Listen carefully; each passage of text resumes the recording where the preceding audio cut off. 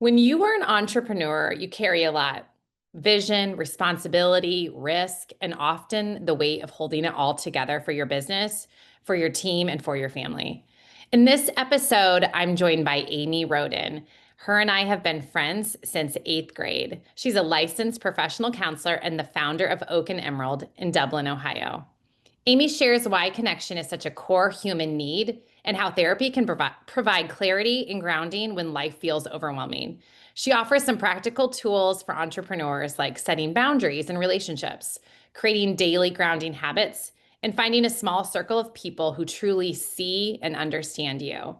If you've ever wondered whether therapy could help you to lead better, to love better, or to live with more purpose, this conversation is for you. Today's episode is sponsored by Driven Relationships, where business growth starts with genuine human connection. At Driven, we believe loyalty and referrals don't come from transactions, they come from trust.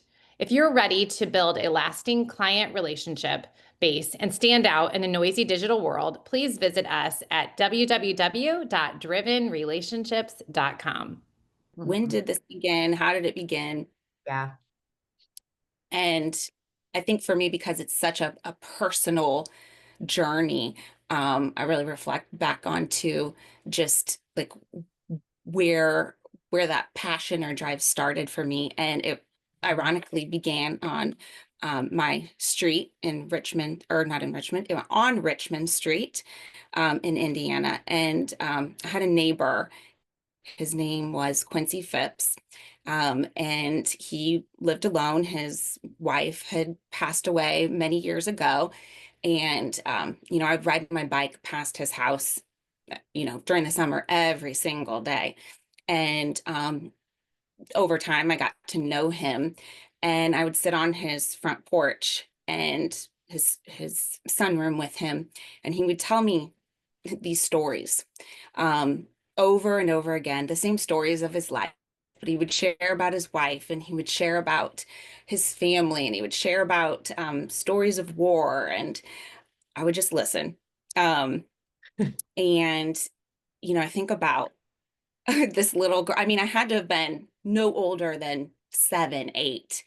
And I think that's really where it started for me, or actually I think, it probably started before that. It's just part of who I am. And, sitting with him and hearing his story, there was just something about listening and learning from him that I just loved. He became a friend.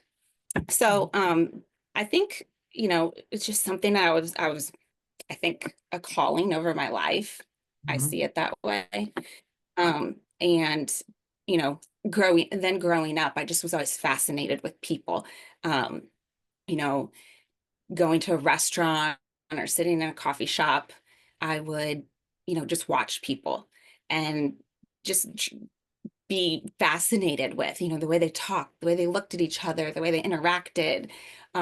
So I just had a, I've always had a really strong curiosity for people and their lives and how they think and what they think and why they think the way they think and what motivates them and what's important to them. So out of that curiosity, I went to college thinking I was going to become a reporter and I was going to go find these people and these stories and I was going to, really get to the heart of things. And then, my first semester at school, I realized like, you know, I don't know, like just feels like a little bit helpless. Like you just have to keep hearing about it and you keep reporting about it and you keep seeing it, but you're not doing anything. So it was actually a professor, my freshman year of college, who pulled me aside one day and said, Aimee, have you ever thought about like, um, it was a social work class at the time, but, social work or counseling? She's like, it seems like you have like a really unique perspective and insight into people. I think you'd be really good at this.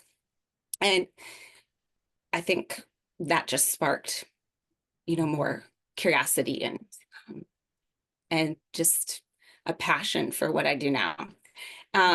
So fast forward all of this training and whatnot.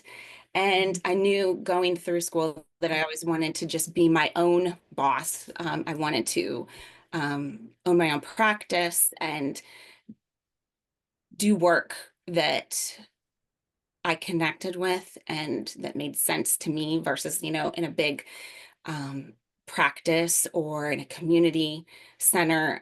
So that's what I did. I graduated and immediately started my practice in 2007. Um, and I've been practicing ever since in Dublin, Ohio.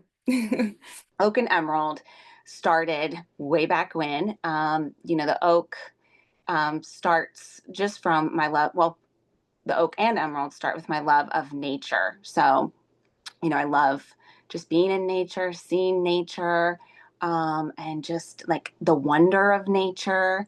Again, the curiosity of just how is this, like, all of these things that are so different and yet they work together, and just fascinating. So anyway, and the oak tree symbolizes strength and like perseverance and really being grounded.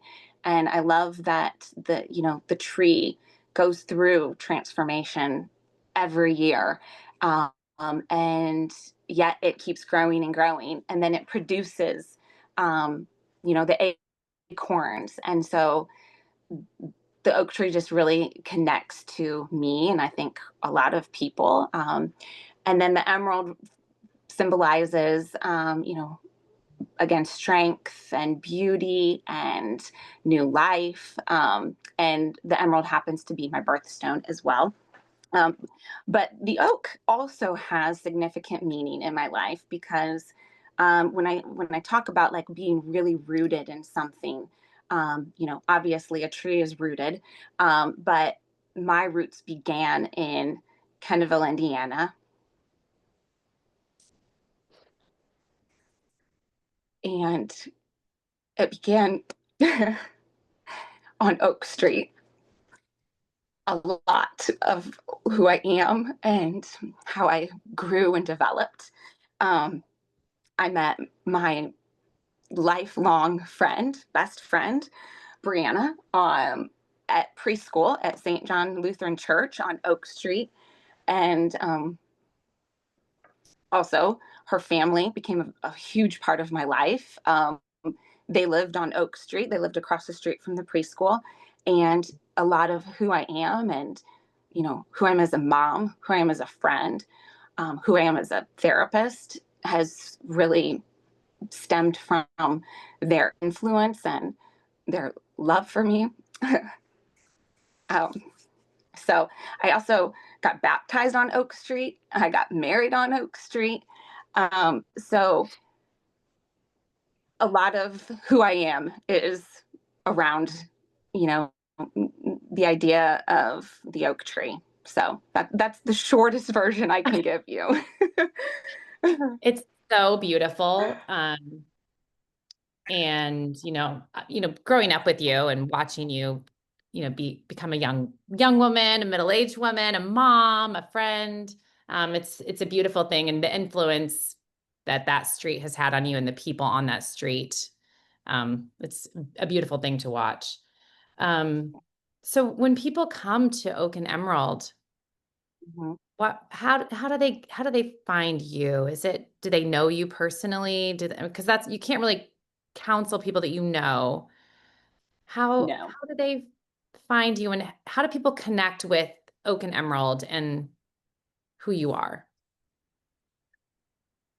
I think just starting out, was just by word of mouth, really, that, hey, I'm starting this practice. And, a lot of just friends that passed on my name to their friends. But I think at this point, people find me through my clients, really. So Mhm. it's by work that we do together that then, they're referring their friends and family to me, or to us. So at this point, it's word of mouth and it's direct referral. And what is the main reason people come to you? You are a mental health therapist, right? Is that your license? Do you do family counseling? Is it Yeah. mostly like what?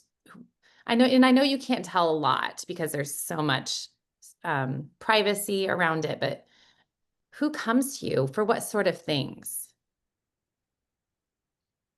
Well, so technically, my license is I'm a licensed professional counselor, but Okay. also known as a mental health therapist. But who comes to me? So mostly individuals and couples and families. Um, I would say a large majority of my practice at this point is couples, but um, my team, we all help and provide services to individuals, couples, and families. And I would say that the majority of the things they're coming to us with or for are you know everyday things that we all struggle with. Whether that's relationships, whether that's you know struggling with your identity or your purpose, or um, you know life transitions, really trying to figure out, like, what am I doing, where am I going, who am I becoming, um, and you know marriages. That's something that I have a strong passion for, is just helping people grow and strengthen those relationships, because I think those are really at the foundation of so many things. Mhm. You are a mom of four kids. I remember when you told me you were pregnant with the Right. baby. You didn't even tell me until you were maybe like 5 months pregnant, and I just showed up, and Uh, you had a huge stomach. um, but does your I was personal so busy with experience? that degree. I know you forgot to mention I'm 5 months pregnant. That was hilarious. Um, your By the way, personal your personal experience as a mom, as a wife, as a sister, as a daughter, as a friend. Do you think those that has helped you to become a counselor? Do you set that aside and just focus on your training? Like, how does that all, your personal story, how does that help you help yeah, other people? yeah, I think first and foremost, I fully recognize, like, I'm a flawed and imperfect person. And so I think that first and foremost helps me with my clients, because I realize, like, we all have a story and we all have a different story. And they are messy and beautiful all at the same time. And so I think just realizing and understanding, like, my own need for help and community and people support, really just shapes all the work that I do. But I think, the people in my life, I mentioned the Greebles is the family that had such an impact. But the people in my life, like our other friend Amber, other friends that I've had along the way, but particularly those really key people have been very instrumental in just helping shape who I am, how I see the world. And so, I think as I'm practicing, I see myself as, like, one of the people in their lives that, hopefully will just influence them in some way enough to bring some kind of change or transformation, or even Mhm. just like love for them or to them. Because I know that's one of the things that has been so instrumental in my life, is just the relationships along the way.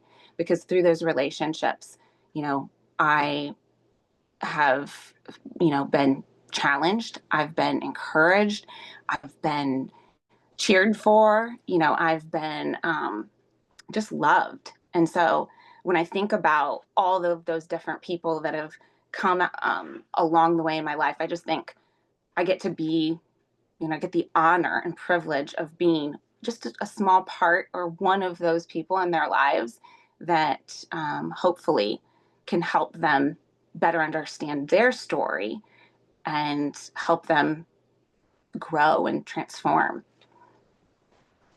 It's a beautiful thing. I'm just thinking about our friendship over the years and um, how lucky or blessed that we were to have Mhm. each other.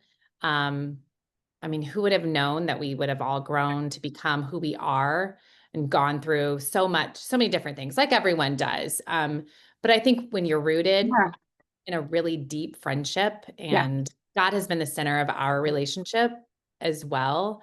I think through the ups and the downs, the highs and the lows, um, having someone or to listen, to hear in the good times and the bad is it's such a comfort of this unconditional oh, love for one another. So I'm so thankful for that right. friendship. Um, as far as people coming to meet with you and have you help them, do you sometimes feel like it's just nice for them to have someone who will listen, like genuinely listen and hear them and help them think through it, where it's like, like if you're paying someone to help you and to listen, it's like you can kind of be selfish and like say like, hey, I just need to focus on me for now. Because I Mhm. think sometimes when you're in a relationship, you're like, I don't want to make this Yeah, all about me. I don't want to just like spew on you all the time. Um, I walk with my neighbor and I yeah, feel like it keeps me, and I had girls in high school and into college. Um, I think that has kept me. I mm, probably should be in therapy, but I think it's kept me from having to have that because I have that regular, like, someone who will listen and like let me be like selfishly talk about me. mhm. And then I think there comes times too where Yeah, like the other person takes that role. And it's like, okay, we're gonna listen to, like, they're walking through a season. We're here to listen. But do you feel like people need that, right. Amy? Someone to listen? Oh my gosh, I think everyone needs that. And I think that fortunately, like you and I have had each other, we've had, you know, wise counsel in our life. It doesn't have to be a paid professional to have a counselor in your life. I happen to be one. I happen to believe in the process of counseling and therapy, but it be those people that are that know you and love you and that sometimes just allow you to be heard. So yeah, I think everyone needs someone to listen, and I think that there's times in life where maybe we feel like we need someone more to listen. And like to your point, we may have friends and family that can listen and do listen, but I think there's times in life where we're carrying a lot, and we might just have an abundance of need. And so I think counseling is a beautiful thing in that way, to your point, where it is really just about them. And it's funny because sometimes I'll have clients say like, "Oh my gosh, I feel so bad. I'm like talking all about myself," or like, "I haven't stopped talking," and I have to remind them that like that's why you're here. And like, I'm not just there to listen. Although I do listen, that is one of the essential skills of a therapist. But um, I think through listening comes understanding, and through understanding comes guidance and the ability to like share wisdom and insight with them. Um, and again, just sometimes just be encouraged, just keep going. Mhm. Yeah. So most of the people So that I to work answer your with are question, yes. yeah. Most of the people I work with are entrepreneurs. They own their own businesses. They're carrying a lot of weight as far as taking care of their own family and taking care of other Right. people's families. They have to show up well at work and in personal life. What are some tips you could give people who are in that spot? Some tangible things that, or some common things that would come up in someone who runs their own business, is married, has children, they're middle-aged. Mhm. What are some of the things you would say to someone like that? Yeah. What would you say to me? Goodness. First and foremost, like you're doing a great job. Okay. Um, and um, I think sometimes, our great job is going to look different in different seasons of life. And, you know, life isn't always easy, it can be hard. So I would say, find people that know you, see you, understand you, and live life with them. I would say and it doesn't have to be a large group of people, it can be a very small amount of people, but that you've got those people that, again, like you referenced earlier, that you're really rooted in and with. And also, I would say get rooted with yourself, because I think first and foremost, you need to know who you are. You need to know, why you're doing what you're doing, what the purpose of all of this is, so that you can keep going. Because life does get hard and it does get complicated.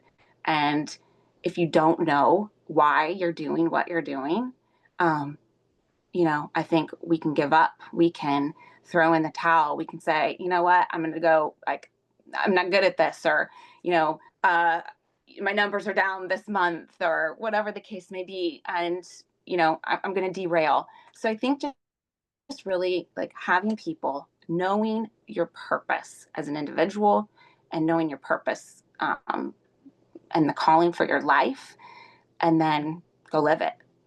Mhm. I love that. What about as someone who works with their spouse? I sometimes come across people who are in Yeah. business with their husband or their wife or their partner. Any words of wisdom on that? Some Yeah. people have just decided like we're not going to work together. We're going to separate this and like we're going to do. But what advice do you have for people who do own a business together as a husband and a wife? Yeah, I think first, again, knowing why you're doing what you're doing. I think being really clear about the roles that you have.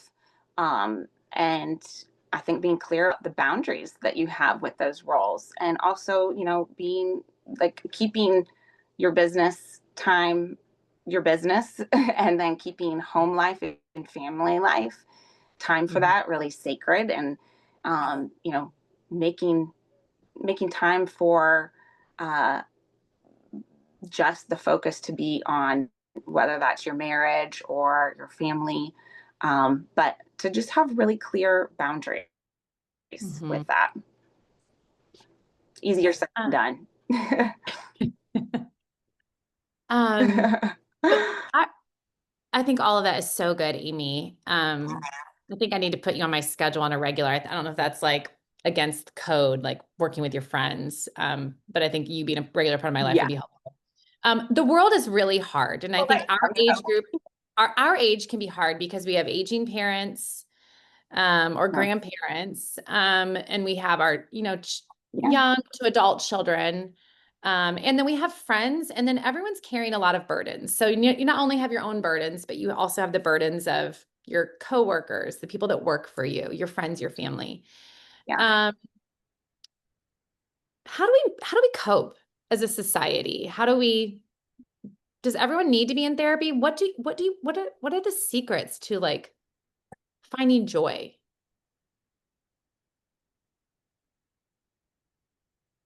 Oof. Well, there's two questions in that. No, not everyone needs to be in therapy. I do Okay. believe in it, and I believe in the work that I do and the work that I can do with my clients. Um, but not everyone needs to be in therapy. Like I said, there's some people who are fortunate that they have people that, maybe can be that counsel to them. I think there are times in life, I think there's specific things like when we go through traumatic events, when, we are dealing, and traumatic events can be a range of things, but also like, when we lose someone, when we're dealing with grief, when we, are facing end of life, those kinds of things. I think it there's great benefit to therapy. Um, but how do we find joy in all of that? You know, I think that's different for everybody. I think that for me, my faith and my relationship with God is the number one thing that I think always helps me come back to the ability to find joy. Um, but I think it's being able to find the small things in life and to, know yourself enough to know the things that you need, the things that, you know, you come alive, the things that like spark passion in you, and also the people that bring that out in you. Hmm. That's true. So all of those things. And I don't think there is one simple answer to that. I think that that's one of the dangers in, the 3-step programs or whatnot, that we think, okay, if I just do these few things, I'm going to be happy and my life is going to be great. And the good news is that that's not true, that there's a lot more that is possible. And then the bad news is there's a lot more. So um, I think it's not a simple thing, but it is also simple when we again just come back to the things that we're rooted in. Yeah.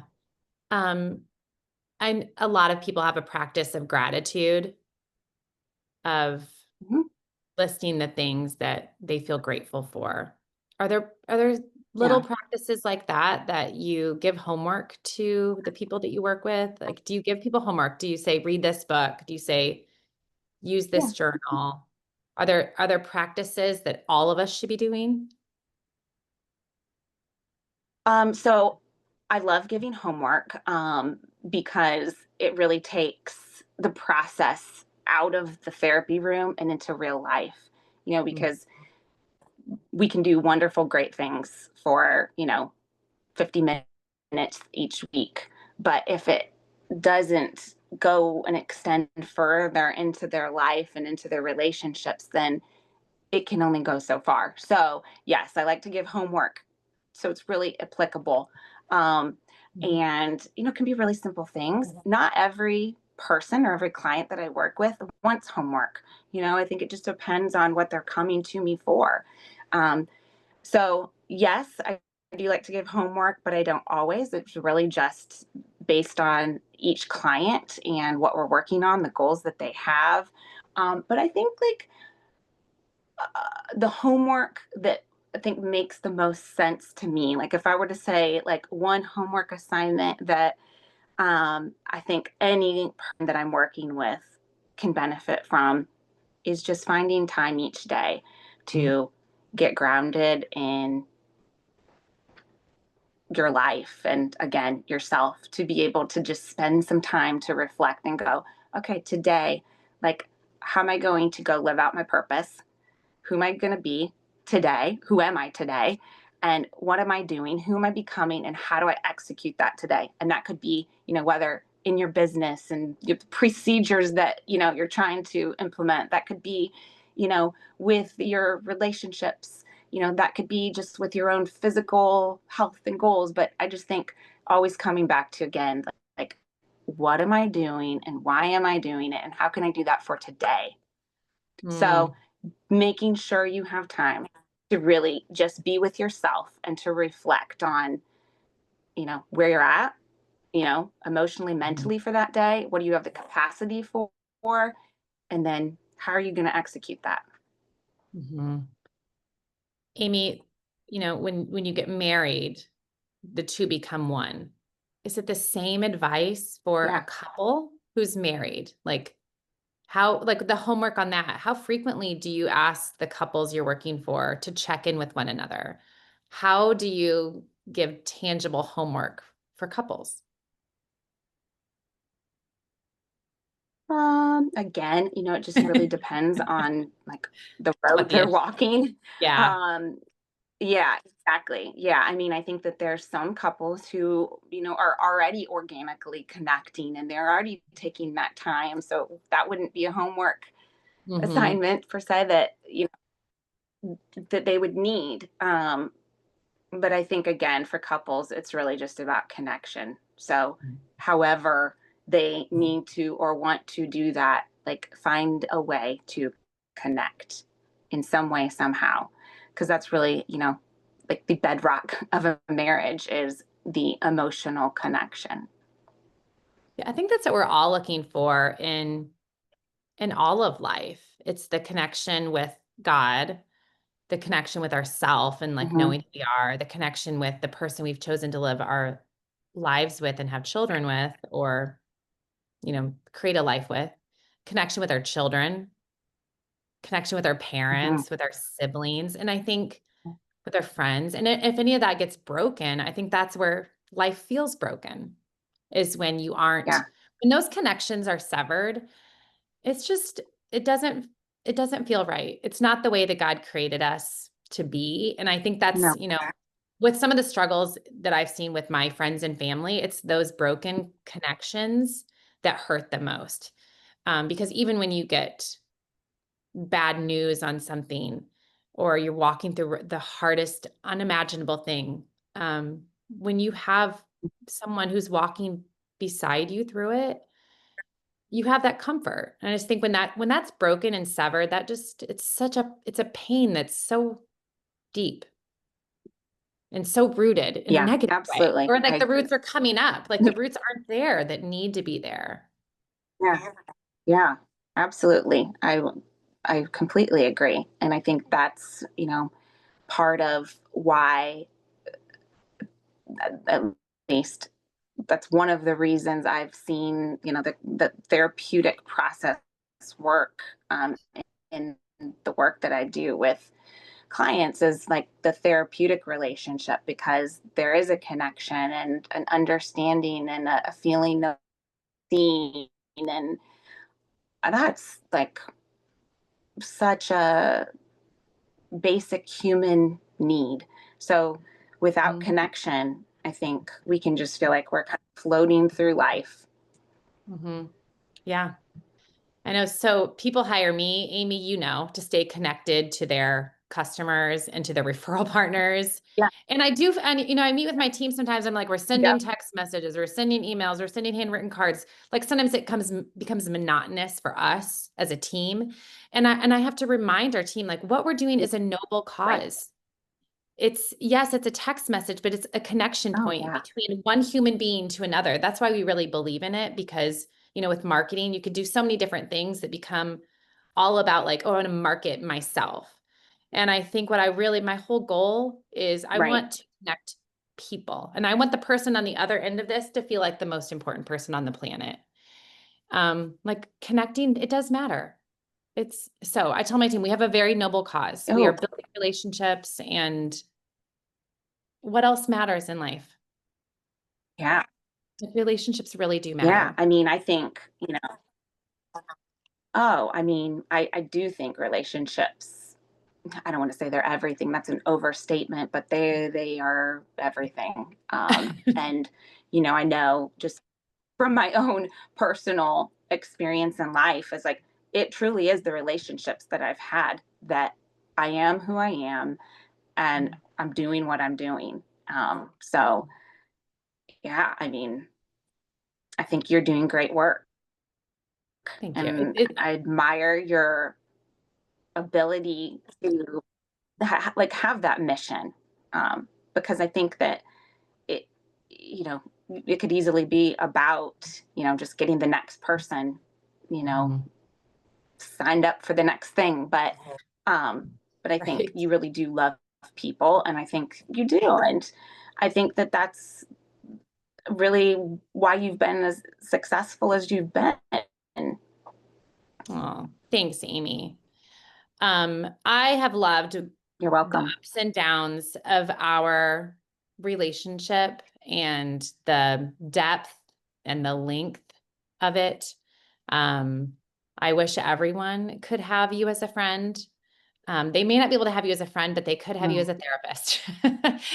Um, that is can true. so I do need to wrap things up. Do you see people online and in person, correct? Yeah, so we see, it's a team of three of us, and one of my therapists, she exclusively sees people online, and then the two, myself and my other therapist um, on my team. She sees people in person as well. So we provide counseling services. We also provide consultation and coaching. So yeah. Now I Do it will say all. my favorite thing is to be in person, um, but Mhm. but but it we can do it online as well. I think I know the answer to this because you were talking about it earlier about the Oak Street people, but who's been the biggest influence on your life?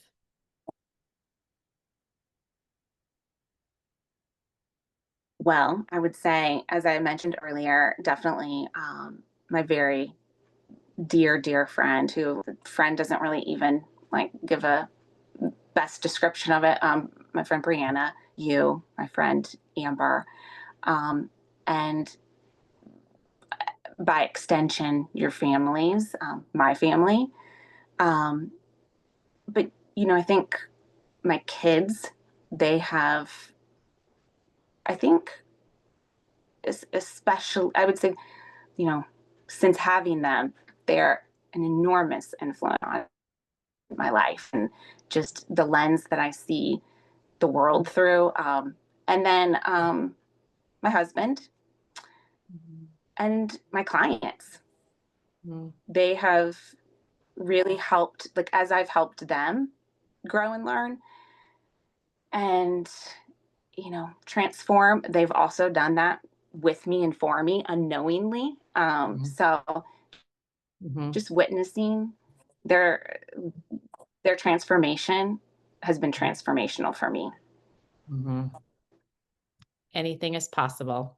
I think when you see someone come from like the darkest depths and can come out of it, it's such an inspiration. And to be able to have such an intimate seat at the table to help people, Aimee, it's such a privilege. And They're really everyone needs to schedule an appointment with you. All of us need to move to Dublin, Ohio and get healthy mentally, emotionally, spiritually, all of it. Aimee, thank you so much. I I don't know love you, about my everyone. friend. I love you so much. I'm so proud of you. Thank you for All right. everything. Thank you. Thanks again for joining us today on the Driven podcast, where we are all about growing relationships in life and business. We hope today's story reminded you that behind every brand, every business, and every big idea, there is a real person choosing to show up, stay rooted, and lead with intention. Your story matters. So keep building, keep loving, and keep doing the hard, beautiful work of showing up in both life and business. We'll catch you next time with another real, inspiring conversation. And until then, never let love and kindness leave you. Always be a fountain, not a drain. And don't ever forget that you are the best.